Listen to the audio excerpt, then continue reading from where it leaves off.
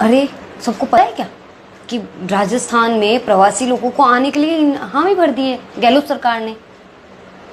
नहीं नहीं, उन्होंने तो ट्रेन लगवाने के लिए बोला है।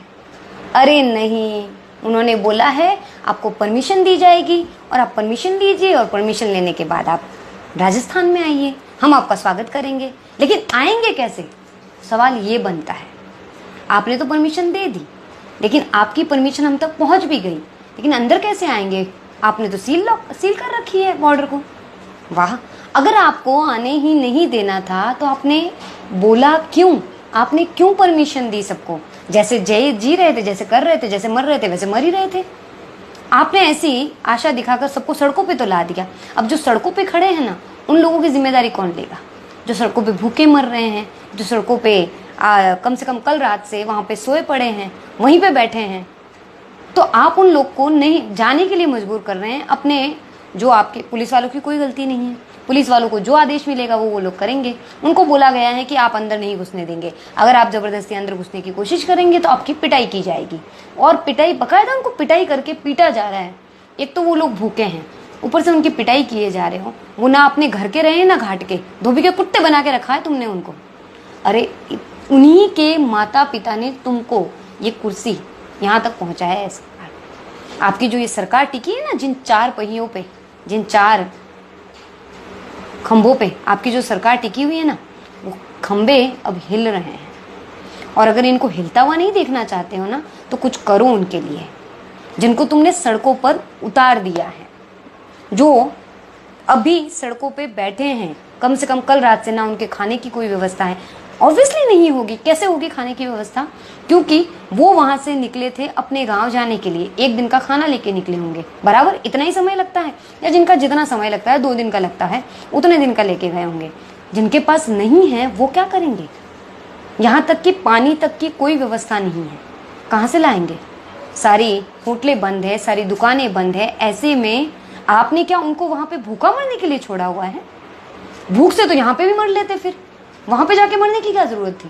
बड़ा सवाल है गहलोत सरकार आपसे, और आप इससे पल्ला झाड़ नहीं सकते हैं। अगर आप ये कहते हैं कि हमने तो कहा था कि आप आ सकते हैं और आप आइए, हम स्वागत कर रहे हैं, तो पहले अंदर तो आने दीजिए। आपके पास साधन नहीं है। अगर इतने लोगों की आप लोग ने अब तक स्कैनिंग की होती ना, तो कितने लोग जा चुके होते। और रही बात उनको क्वारंटाइन करने की, उस पर आप अपने नियम बनाइए। उसके ऊपर आप कहिए कि आपके लिए ऐसे ऐसे नियम होंगे। आप अंदर, आप अब जब बॉर्डर से अंदर आएंगे, आपके लिए ये नियम है। आपको जहां पर जाना है आप वहां पर जाइए, आपको वहां पे क्वारंटाइन किया जाएगा 14 दिन, 20 दिन, 25 दिन, जितना आपका नियम है उस हिसाब से। और अगर इसके अलावा भी आप क्वारंटाइन के नियमों को तोड़ते पाए गए तो आप पे इतना जुर्माना लगेगा। उस चीज पे हम एग्री करते हैं कि भाई आपने मना किया है, आपने अपने नियम बना रखे, आप अपनी बात पे स्पष्ट रहें। अरे आप तो अपनी ही बात पे स्पष्ट नहीं है, उस पर ही नहीं टिके हुए हैं। रोज एक नया नियम बनाते हैं और लोगों को बेवकूफ बनाते हो। और आपके इन बेवकूफियों की वजह से वो लोग सड़कों पे हैं। इसलिए नहीं है कि अगर आपने अच्छे से निर्देश बता दिए होते हैं कि ऐसे हैं कि जो मजदूर वर्ग हैं उन मजदूर वर्गों को हम लेंगे, उन मजदूर वर्गों को जिनको वहां पे परेशानी हो रही है वो लोग आ सकते हैं, हम बकायदा उनकी स्कैनिंग करेंगे, फिर उनको जहां पर जाना है वहां पे छोड़ेंगे। कभी बोलते हो बस की व्यवस्था करेंगे, कभी बोलते हो ट्रेन की व्यवस्था करेंगे। अरे कर क्या रहे हो तुम? सरकार चला रही है और लोगों को उल्लू बना रहे हो तुम। और अगर ऐसे ही उल्लू बनाते रहे ना, तो वो दिन दूर नहीं है जब तुम्हारा पत्ता जल्दी कट जाएगा। और ये बात अकेले की नहीं है, वहां खड़े सब लोग बोल रहे हैं। ये जो नारे सुनाई दे रहे हैं ना कानों में, अशोक गहलोत मुर्दाबाद, ऐसे ही किसी के लिए मुर्दाबाद की आवाजें नहीं आती है। विचार जरूर करो तुम इस बात पर। और आपके लिए क्या है? अरे आपको तो सिर्फ उनकी स्कैनिंग करनी है, आपको उनकी जगह पर पहुंचानी है। उपकार कर रहे हो क्या उन पर? उन प्रवासियों पर उपकार कर रहे हैं क्या आप? वो वहीं के हैं। और पहली बात तो भारत के अंदर रहने वाले सारे के सारे राज्य एक है, हम सब भारतीय हैं। हम सबका दायित्व बनता है कि आपके बनाए, देश के बनाए सारे नियमों का हम पालन करें। अगर हम उन नियमों का पालन नहीं करते हैं तो हम पे कार्रवाई की जाएगी। आपने ही नियम बनाए कि आप वहां से निकलिए, हम आपको लेके आएंगे। बाकायदा सोशल डिस्टेंसिंग का पालन करते हुए वो लोग वहां पहुंचे हैं। एक गाड़ी का चाहे जितना भाड़ा लगे, जितना भी लगे, वो एक गाड़ी में बेचारे 2 बैठ के आए हैं। किस लिए आए हैं? ताकि आपके बनाए नियमों का वो पालन कर सके। जो सरकार ने नियम बनाए हैं उनका पालन करते हुए वहां पे पहुंचे, उसके बाद भी आप उनको परेशान कर रहे हो। आपको नहीं मालूम है कि किन परिस्थितियों में कितनी परेशानियों से वो लोग वहाँ पहुँचे हैं। और दूसरी बात, कुछ लोग वो भी हैं जो समर्थ हैं अपनी सारी सुविधाओं को करने में, लेकिन कुछ के वहाँ पे माता पिता हैं जिनको उनकी चिंता हो रही है, हमारे बच्चे वहाँ पर कैसे हैं, वो सब कैसे रह रहे हैं, तो उनको भी अपने साथ, वो उनसे मिलने के लिए जाना चाहते हैं। जब आपने परमिशन दी तो वो सब अपने घरों से निकले। अब घरों से घर, ना तो वो घर पे रह पाए, ना अपने जहाँ जाना वहाँ पहुँच पाए, आपने उनको रास्तों में अटका दिया। उन सबके साथ जो कुछ भी होगा ना, उसका जिम्मेदार कौन होगा?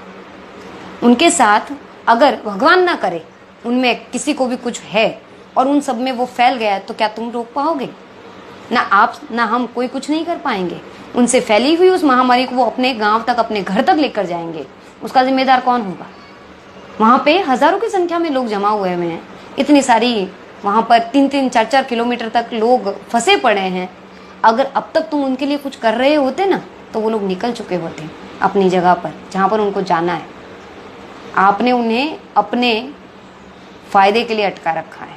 आपको लगता है कि आपको काम नहीं करना पड़ेगा, इसके लिए आपने अटका रखा है। और ये बात सच है। अगर आप इसको मानना नहीं चाहते हैं तो ना माने, ये आपकी, लेकिन आपसे उन लोगों को अपनी बात कैसे मनवानी है ना, वो लोग बराबर जानते हैं और वो आपसे अपनी बात मनवा लेंगे। जब तक नहीं मानेंगे तब तक वो वहीं पे बैठे रहेंगे। आप अगर उनको भूखे मरने देखना चाहते हैं तो देखिए फिर। अगर सरकार यही चाहती है कि वो लोग रोडों पे बैठे रहे, सड़कों पे, जिस तरीके से अभी मजदूर मर गए ना औरंगाबाद ट्रैक पर जो हुआ हादसा, देश में इतने हादसे हो रहे हैं जिनकी कोई गिनती नहीं है। कभी गैस लीकेज हो रही है, कभी ट्रैक पर लोग मर रहे हैं। अरे मजदूरों की जान इतनी सस्ती नहीं है, चाहे मजदूर हो या अमीर हो, इतनी सस्ती नहीं है उनकी जान कि आप इस तरीके से उनकी जान के साथ खेलेंगे। कुछ सोचिए।